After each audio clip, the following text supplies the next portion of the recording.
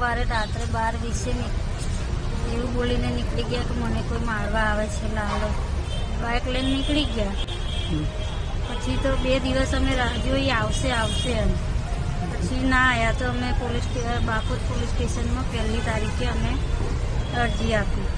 મને કોઈ મારવા આવે છે એવું કહી અને ઘરેથી નીકળી ગયેલા પોલીસકર્મી 10 દિવસ બાદ લાશ મળી। પત્નીએ આક્રોદ સાથે કહ્યું કે મારા પતિની હત્યા કરવામાં આવી છે, ન્યાય આપો। પોલીસ કોન્સ્ટેબલનો પરિવાર શોકમાં ગરકાવ થયો છે।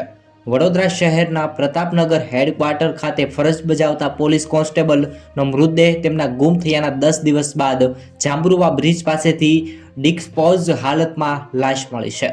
પત્નીએ પતિની હત્યા કરી અને લાશ ફેંકી દેવામાં આવી હોય તેવી આશંકા વ્યક્ત કરવામાં આવી છે।